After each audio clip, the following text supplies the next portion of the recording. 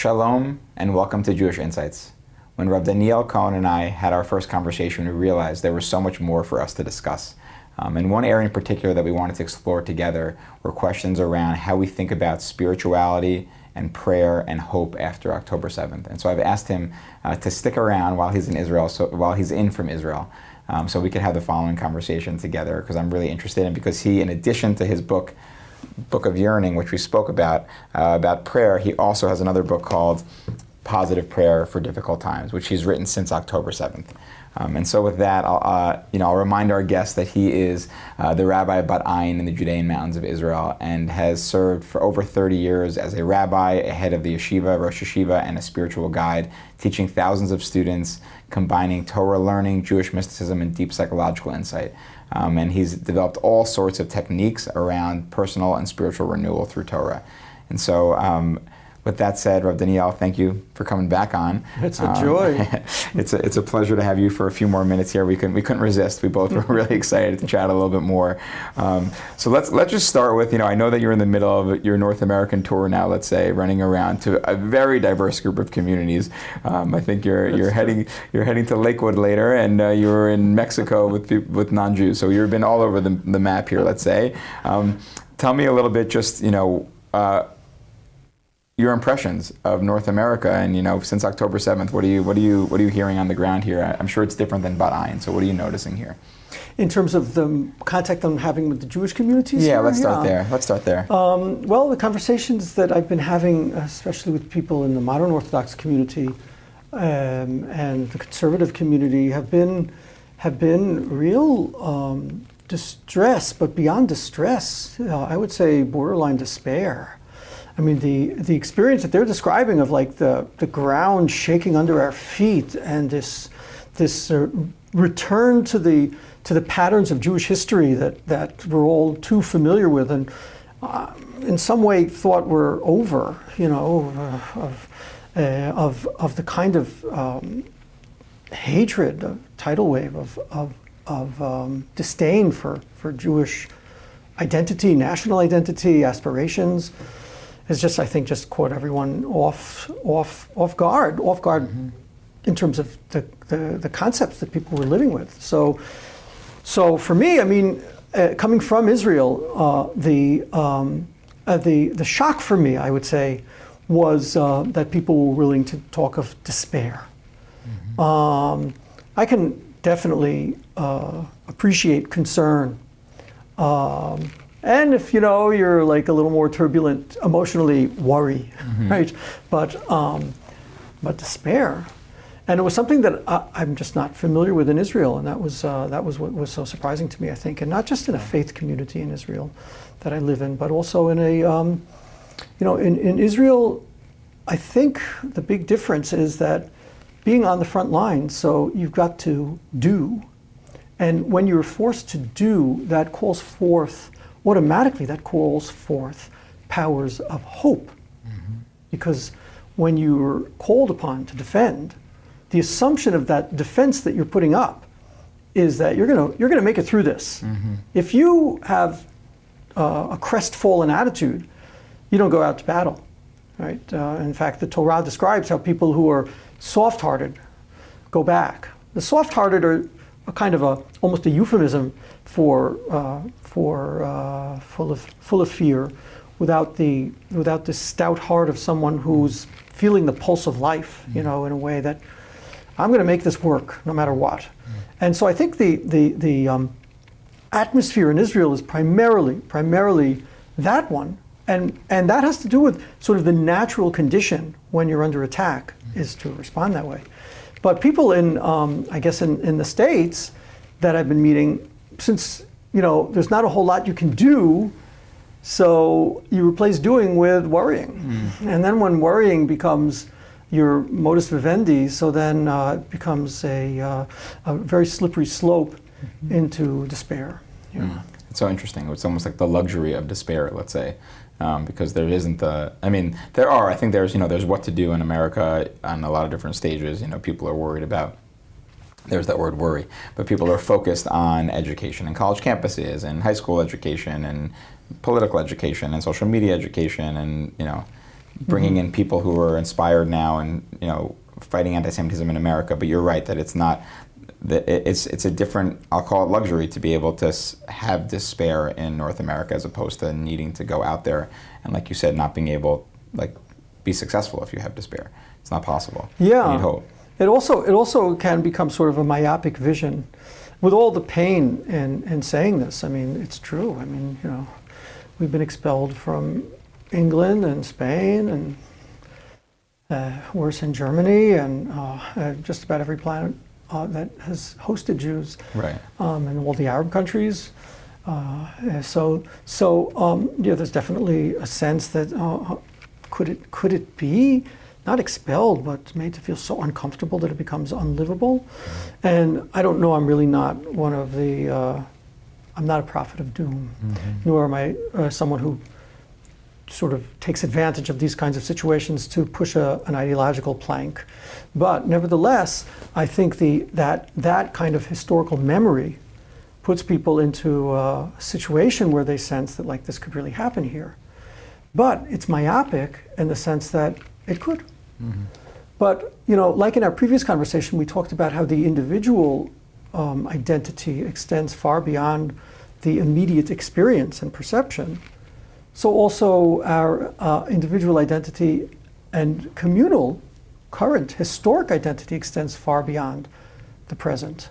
We are part of a living organism that has lived for thousands of years, that continues to shift forms and modalities of living, has adjusted to the most broad variety of environments for human life, and maintained a cultural identity that continues to be identifiable as this Jewish people, children of Abraham, Isaac, and Jacob.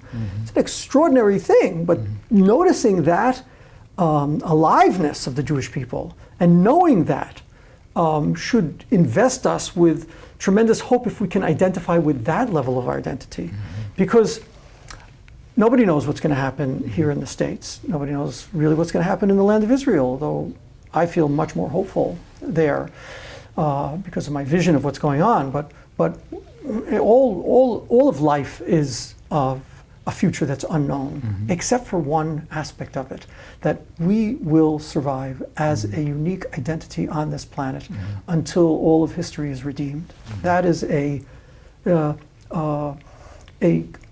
not just a hope and not just a faith, it's a knowledge-based faith, which comes from the observation of how much we've gone through in history and where we've come to now. And so looking at yourself that way, I'm part of a people that is one living organism that extends all the way back to Abraham and will extend all the way forward until the coming of the Messiah. So yeah, it could be we're going to have to move houses up the street somewhere else. I have no idea. I really don't want to even suggest that as a real suggestion, although people are thinking that way. And the despair comes when you become too limited in your sense of self.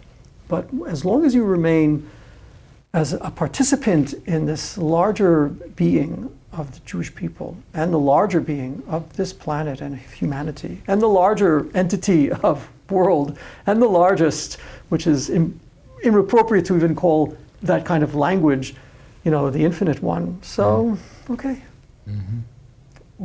And so. Wow. And when you say before you have a larger vision than that, is that the vision you're talking about? That's the vision I want to get into when we talk about positive prayer.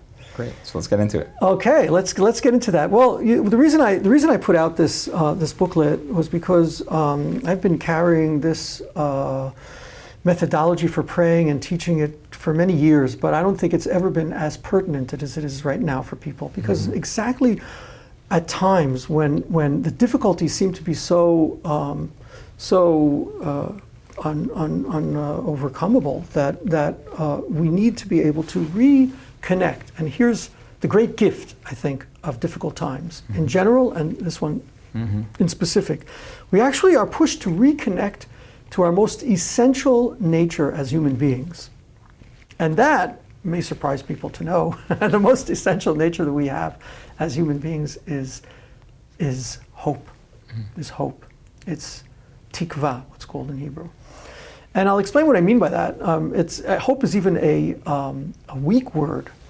In the rabbis, in Rashi, in the Talmud, they call our primary contribution to creation hakarat hatov.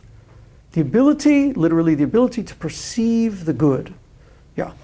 So I want to give a little bit of background about that and why I think this is going to be so useful for people, and how it completely shifts the way hopefully you'll be praying and other people will be praying when they adopt this stance, which is really the original stance of prayer.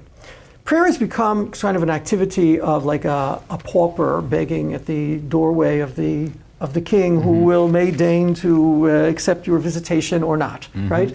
And I think it's very antithetical to the modern experience of human power. And it's also truly antithetical to the main theme in the way the rabbis teach about prayer. I mean, most people don't know, but actually, one of the conditions for prayer is joy. It says this in the Talmud on page 32 of Brachot, that there is no coming to prayer except in joy. Which is kind of strange. I mean, you think you're supposed to come to prayer with like a sense of like the angst and the trial and the begging. And no, you have to come with joy. Well, how would one come to prayer with joy if you're experiencing pain? And shouldn't you be sharing with God the angst and the pain you're experiencing? So the answer comes from the first story in the Torah about Adam. Okay. Yeah. In the second chapter of Genesis, there's a description there of a world which is a world just unsown and not blossoming. It's just a stagnant planet. And the verses describe there how that all of the plants of the field were not yet, and the grasses were not yet. For there was no human being to work the ground. And then God watered the ground and went ahead and created man and breathed into him the soul of life. Okay, interesting description. Interesting description because there's actually sort of a non sequitur in there. It wasn't raining, and the reason nothing was growing, the verse says, is because it wasn't raining yet. And there was no man to work the ground. I mean, anyone who's been anywhere beautiful knows you don't need man to till the ground to get things growing. Sure. Yeah, so what is this thing that there was no man to till the ground? So the rabbis in the Talmud, and Rashi brings this in his explanation of the verse, say that, well, there was no human being to recognize the good that was waiting to come and to ask for it. What we needed on the planet, apparently, to get it to rain was there being a consciousness that yearns for a better planet. He arrived, it's desolate, and somehow, and we should explore that, somehow is able to connect to a vision of rain that's going to come. And so the way the rabbis read this verse is, nothing was growing because there was no rain and there was no human being to work the ground. The work of the ground not being the tilling and the hoeing, the work of the ground being the hoping for a better world and communicating that hope to the Creator who is awaiting this kind of a interconnection between a human desire and what was obviously God's desire, that there be rain and that the planet flourish. I mean, obviously God did not create the planet to not flourish.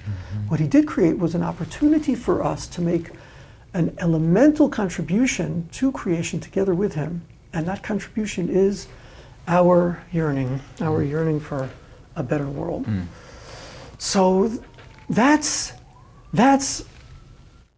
an incredible picture of Adam not coming to God begging, please make it rain. Oh, it's terrible. Or like, I'm dying of thirst. But rather, I'm envisioning this beautiful, verdant planet that is nourished by the rains that you have not yet brought. And when I see that, I recognize that good. And then I see the planet as it is. I turn to you, God, and say, manifest that vision. Manifest that vision. That, even just describing it to you, awakens in me a joyous posture. I'm connected with that vision of that beautiful future that awaits. So that's what I've been calling positive prayer. You know, so like if you're going to be praying for someone who's not well, right? So you could walk in the room and be with that person and commiserate with their misery if they're being miserable at that moment, and then like just be so sadly turn to God with like that tremendous angst. Or you can see that person in their need and envision Hakarat Tov, seeing that good, envision them fully healthy, alive, vigorous, fully healed. And then now, and this is actually a communing with the divine perfection, the divine wholeness, and actually part of the practice that I encourage people is to kind of to let go into that more broadened and higher consciousness, and to attach that vision. And then it's a very joyous experience, and Rav Kook actually describes this, where he says that like that prayer is the greatest need and the purest of pleasures. I mean, how many people have pleasure when they're praying? Pleasure in prayer comes from this this almost blissful experience of attaching yourself to that perfect vision that is a part of a perfect God who has a perfect reality that is waiting to be released, right? So, yeah, so what I'm looking to encourage, and what I think these times actually call us back to. These times being post-October 7th. Post-October 7th, when we're like in pain and scared and feeling like everything's just become an entropic chaos of unraveling, is the patterns of creation move it towards its full fruition. The human ability is unique to be able to envision that perfected reality. There's no guarantees that will become manifest in your time directly by virtue of your prayer, but your contribution to the bringing about of it is shifting the state of consciousness to one of this just positivity, joyousness, hope-filled, blissful stance. And then your contribution really becomes guiding creation in that direction. Had the first man, just to bring it back to that story, had the first man arrived at the desolate planet and looked at it and said, this is hopeless, forget this, man, like, we're just going to dry up and die. Yeah. Then he would have dried up and died. I'll tell you about me, like when we came to that desolate hilltop in Bat Ayin, and I climbed out of the spring waters that are nearby Bat Ayin, and I looked at it and had an experience that I can only compare to the first time I saw my wife. Wow. Mamish, excuse the word, mamish means really. Yeah. Mamish just absolutely fell in love. It was like a very weird, what has just overcome me? And I'm looking across at the mountain, which later became our village, and I literally had a vision of people and houses, and then they were gone, and there was just this energy in the place that felt like it was offering that. That was all subsequent to just this romantic exhilaration, And if we and the other people who went up to that desolate hilltop had gone up to the desolate hilltop and not imagined that future would never have come about. Right, so then I want to pull something out there, because you said kind of history's going where it's going, regardless of like that's the guarantee, let's say, right? That there's history the is Jewish going. Consciousness. I'm saying you said like That the like Jews the will. We're Jewish gonna organ survive be this here, one. We'll get survive through it. Everything will be there at the end. And what happens at the end? Messiah comes. Is that? That's the Yeah, happy ending. That's the Absolutely. happy ending. Fine. Yeah, sure. And maybe we'll talk about that in a second. Okay. So then my first reaction, I was thinking, was a little bit around like, okay, but then, why does each individual have to do anything? And, if the ship is going to that destination, then the ship will get there. And now I hear you saying something else, which is like, no, actually, that journey didn't need to include Bat Ayin flourishing and becoming what it was. So there was like, I guess you're saying the texture of the journey itself and the features of the journey, what the journey looks like, is where the humans play a role. Absolutely. Yeah, Okay. yeah. I mean, everyone's life is like that, really. I mean, Right. you're living these years, and in the end, you're gonna, not perhaps so comfortable to say, but you're gonna be gone. We know that. We know the beginning. We know the end. Yeah. Right. But what happens in the middle can be rich, can be suffering, can be exhilarated, can be desolate. I mean, yeah. And so the overall patterns of the movement of life are in place.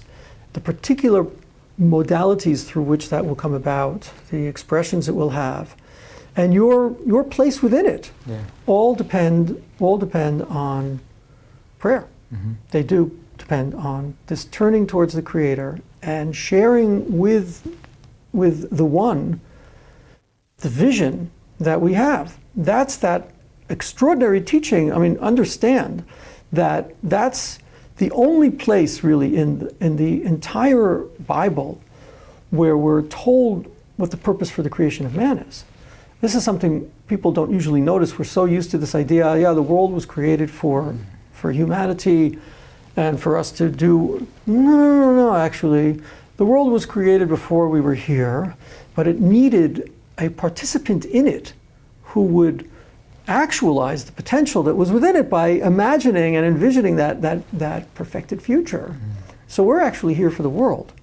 There's something much bigger than us that we're participating in, that we're in the service of. I mean, after all, man was created and then put into the garden to serve it or to work it, right? So if you think of yourself that way, really, and that's I think the big shift. If you think, I'm here in the service of this truly magnificent creation.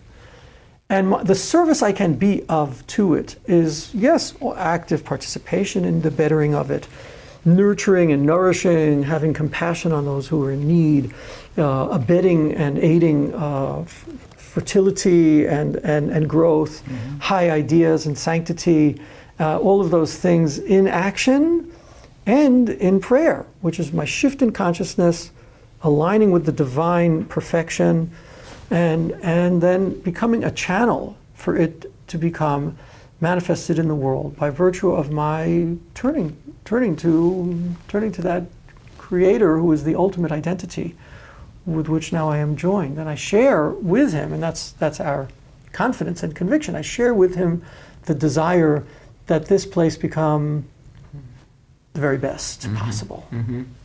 Okay, so let me ask two questions. One is, and let me know if this is too far afield, but really looking at October 7th for a moment. Yeah. And certainly, the 6 hostages that were murdered recently. For you personally, is there? I think of like the book of Eicha, let's say, which is like Lamentations after the destruction of the temple, where there's a moment of, let's call it anger, let's call it questioning of whether God's actions are justified. Like some people call this like theodicy, but some discomfort with the reality of the world, like God's job in this project, let's say. So for you, how do you navigate that? Like how do you approach prayer? Is it, I forgive you for letting this happen, God? Is it, I'm so mad at you, but I want to be in connection? I'm not turning God into a human here, obviously, but I think you understand where I'm getting at. How do you think through that question? I think it's crucial that we allow ourselves to respond to the pain and the suffering in an authentic and human way. I'm not in any way encouraging people to sort of just ignore that and go for the big picture. No, pain. Anger at the perpetrators primarily. I mean, I don't think we should, accuse God when we have this great gift, which in the garden we actually, in a sense, chose to be able to carve our own history and our own identity. It's a great gift to be able to carve your own identity. It really is. It's a high pleasure, but it comes with a horrible price. We make mistakes, go off the path, and humanity does that. That's really my relating to it in terms of. I'm very saddened sometimes, I would say, when God lets me down. I'm saddened, I'm disappointed. I'll talk to him about that. Angry to him that he didn't come through.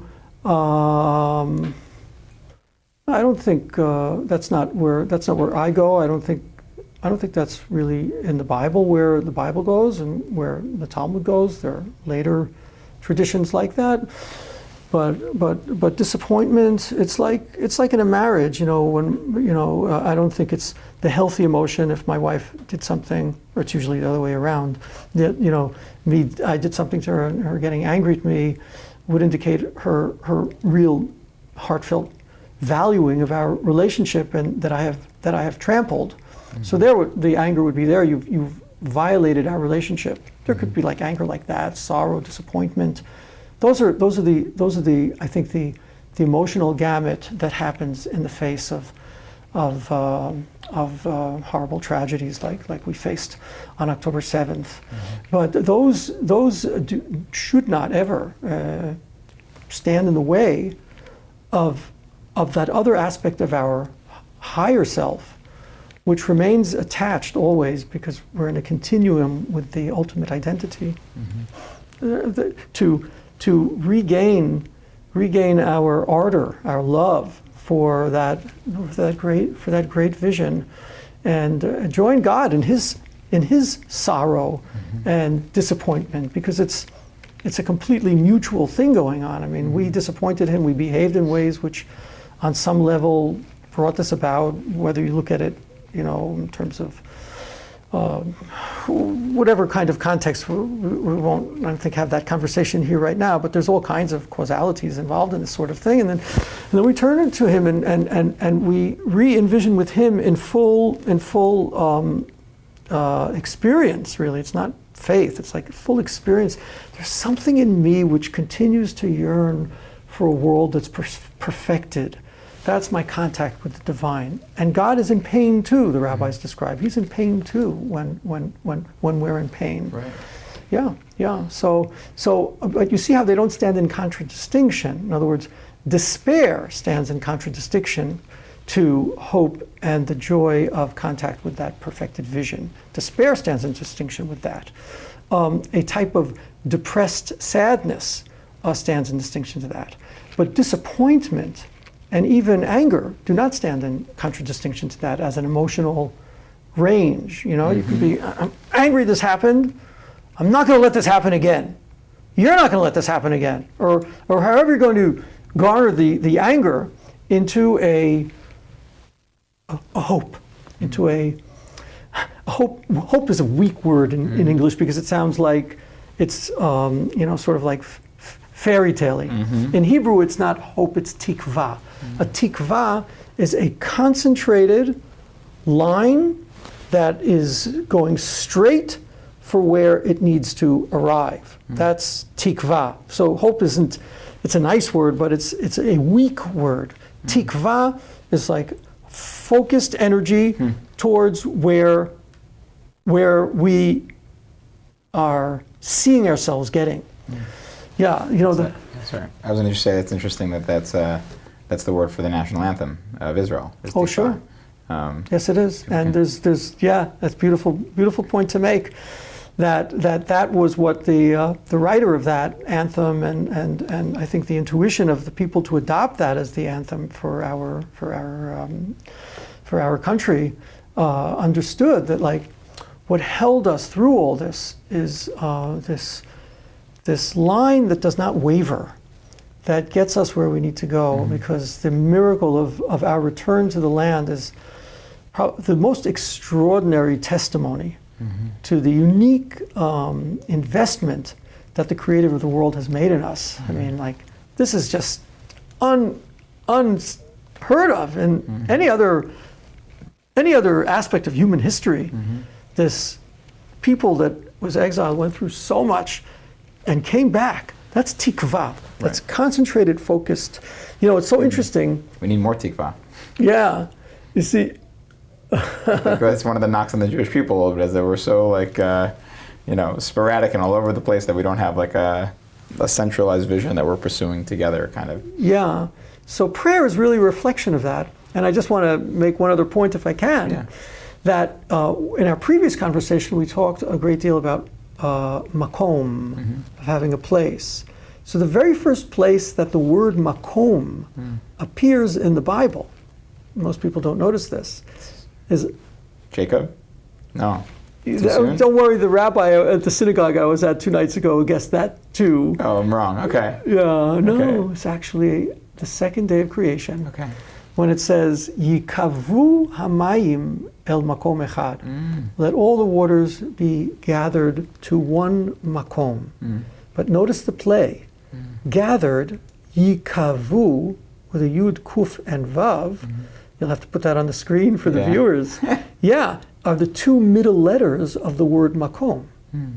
Because makom, when you sense your makom, God, you see me here, you want me here, automatically arouses in us, because our nature is to yearn and hope, automatically arouses in us hope. You know, I think the best invitation I could make to you and to people listening to us is to follow a guided meditation, which we could share with them. Sure. And for them to choose someone who they'd like to pray for, or a situation they'd like to see bettered, and then to follow the instructions with a musical background to be able to actually experience what it is I'm talking about. To take the time, it's 15 minutes, with nice music and use like earphones for it. Sure. And to watch that and be with that. And then might be a beautiful thing to follow that with an amazing event I did with non-Jews and Jews together, in which we sang the prophecy of Isiah, that God will bring all peoples together to His holy mountain.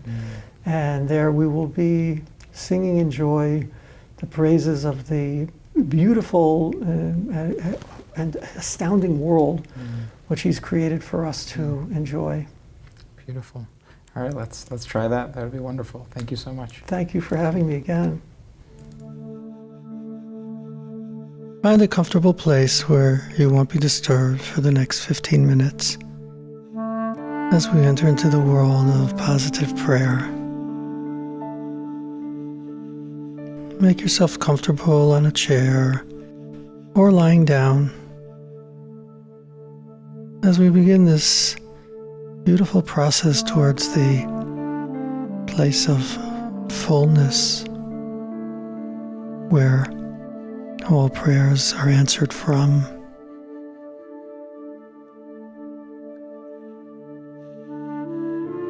Choose someone for whom you're going to be praying. Say their name. Declare what it is you're wanting for them.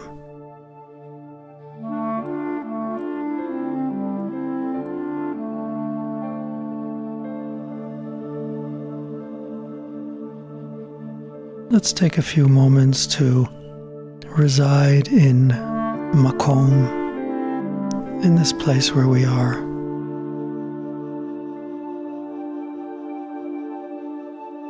Allow your shoulders to relax. Invite your back to let go.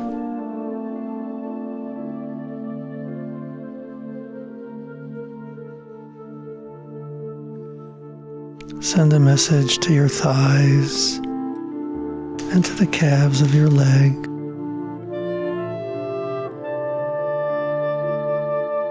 that they may be released from any pressure, tension, or desire to move.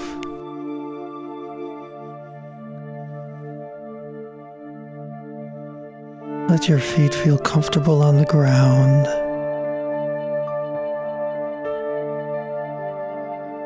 For they are indeed rooted in this place.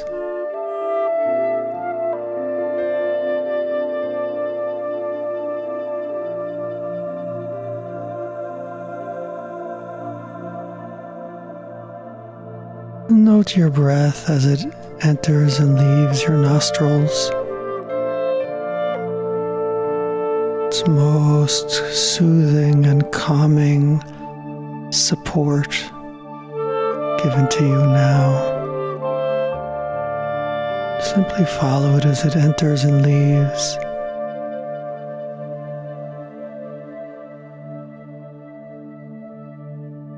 You might imagine it as if it's entering and leaving your heart. As you inhale towards your heart and exhale from it.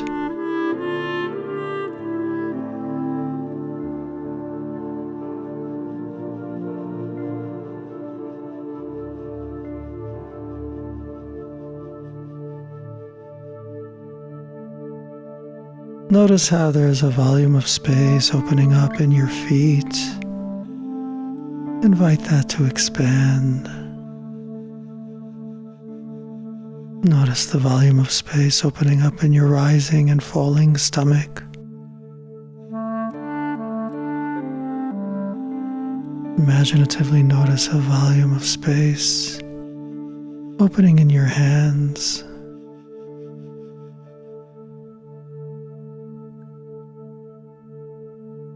Sense a volume of space opening between your eyes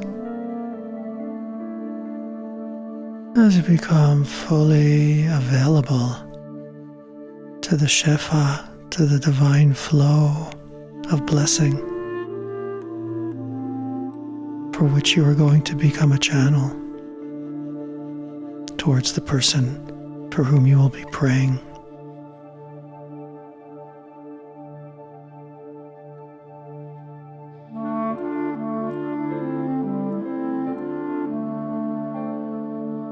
And from this place of full presence and the calm of simply being here, invite the person you're going to be praying for to join you as if sitting or standing opposite you. If you can imagine how they look, that's nice. If you simply say their name and sense a connection to them, that's enough.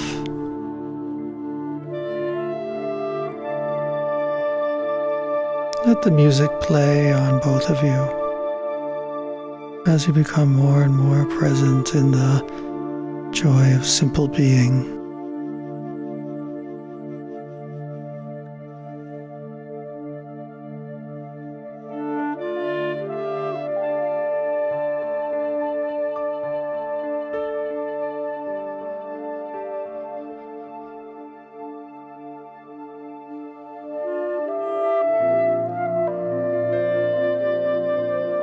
And now turn your attention to the top of your head. Sense how that area is also broadening and opening as a flow of light comes down from above. A flow of love, a warm flow of compassion, a divine blessing entering through the top of your head,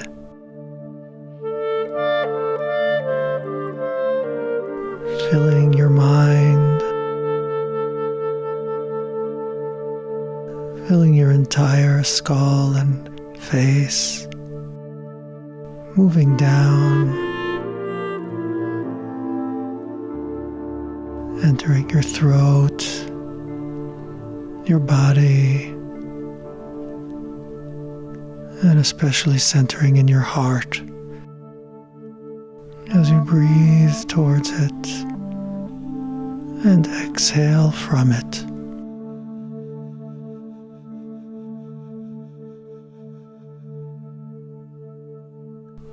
Invite it to intensify as it comes down from above. Hashem's love, His compassion, His desire to give, to share, to affirm, to enliven.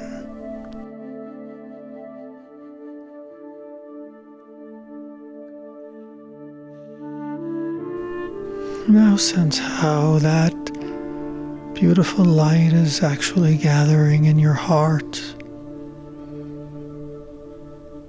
Send out a beam of that light of love towards the person for whom you're going to be praying. Share it with them in a way in which you sense it's really being sent. You might note its color, the sensations associated with it, as it is transmitted to that person who you love. Intensify that love for that person, feeling deep caring as the divine flow of love and care flows through you towards him or her.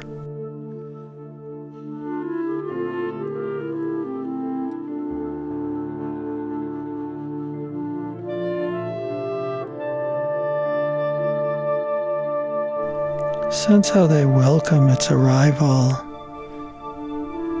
Sense the shift they are undergoing as your love is received.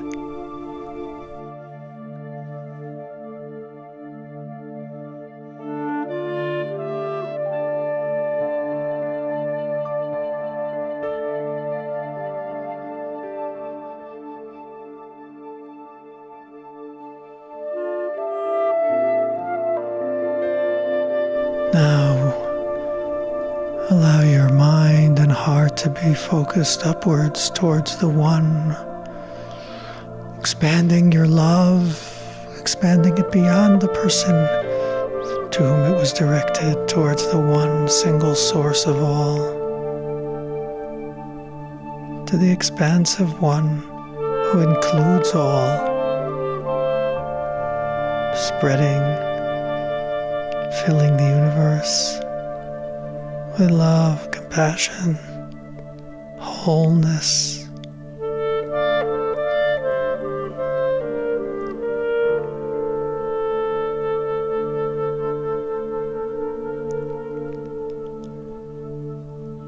Sense yourself as if coming before Hashem in His goodness and care. As a light is shining towards you, invite the person for whom you're praying to come upwards towards this most glorious origin of all. Simply to rise towards this fullness and wholeness, to be shared with you and with all.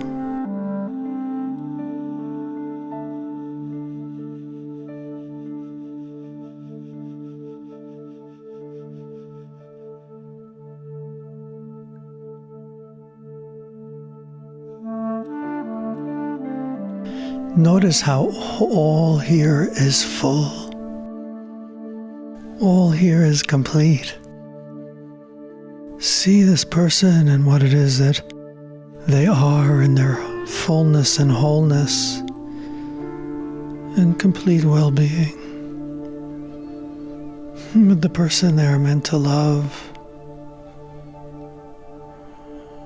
with the children and communications flowing between them and their child, whatever it is that you now sense as lacking in them in this world, see it complete and whole in the true world, the divine world.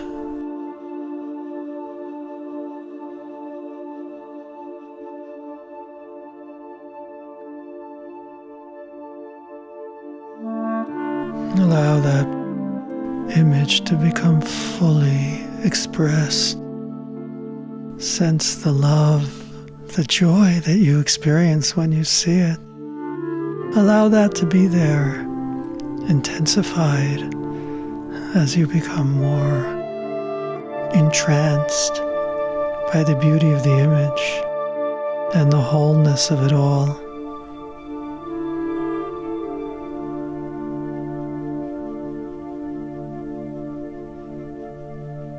The goodness of life, the goodness of God.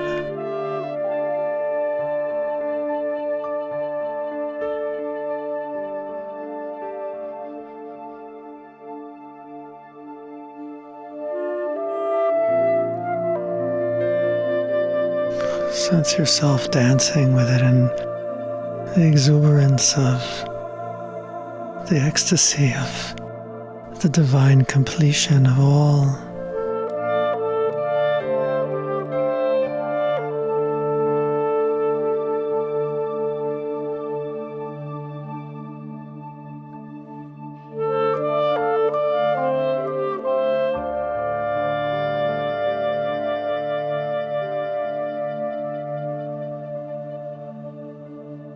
Now, you know what this person needs. Allow the prayer to come up from your heart and to be enunciated in words. Say what you desire for this human being. That the picture you see be fully manifest and accomplished in their lives here.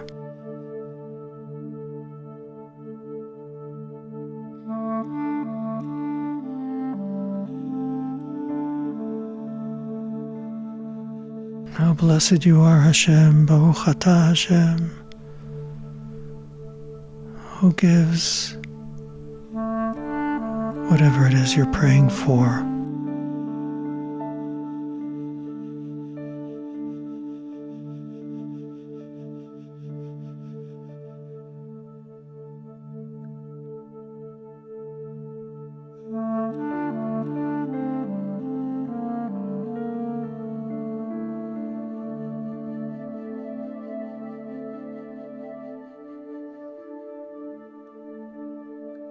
Now allow your heart to open with thanks for the goodness,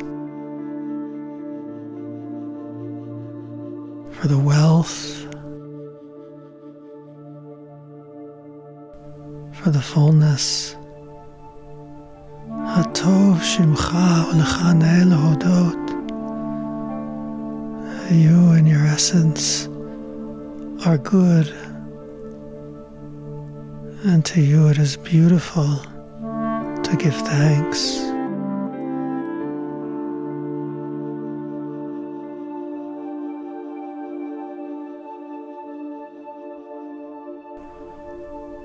Modim anachnu lach. We are full of gratitude to you.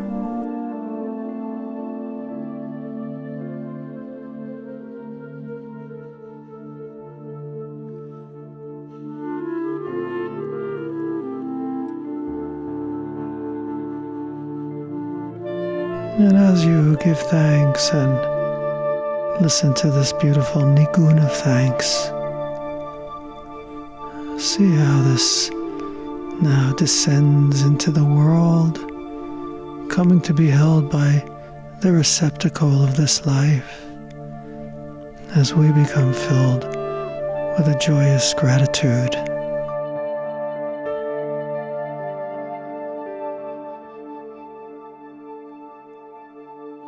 Amen to all the blessings. Amen to all the prayers.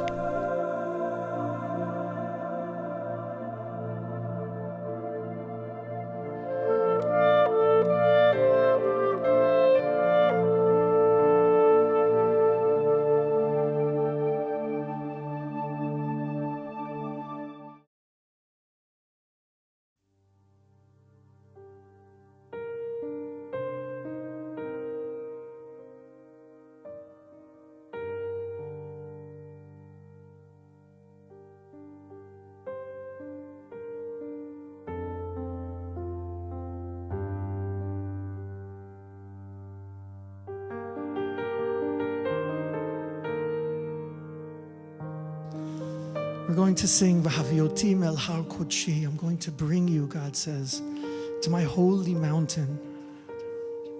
V'simachtim beveit tfilati. You're going to be so full of joy.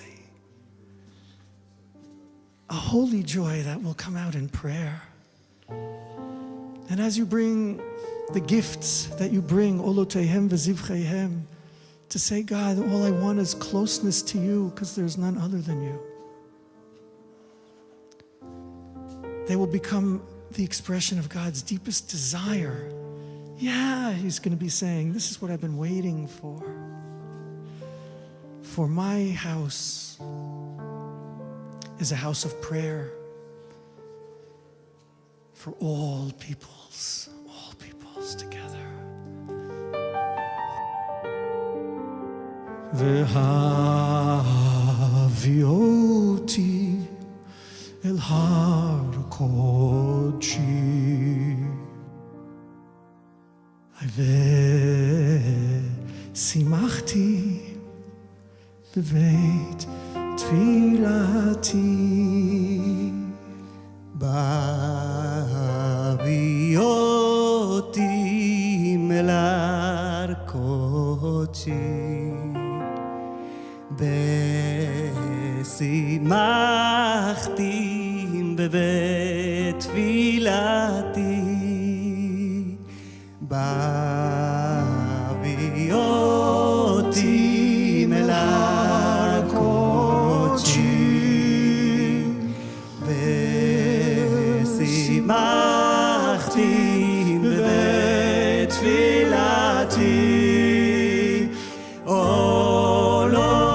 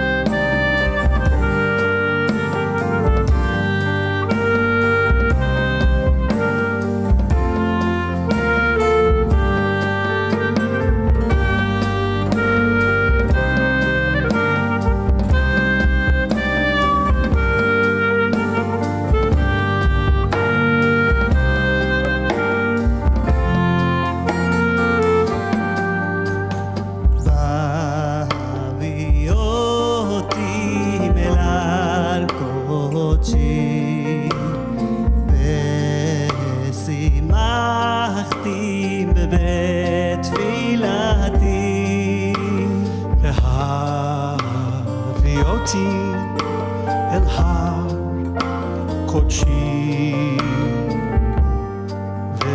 ושימחתי בבית תפילתי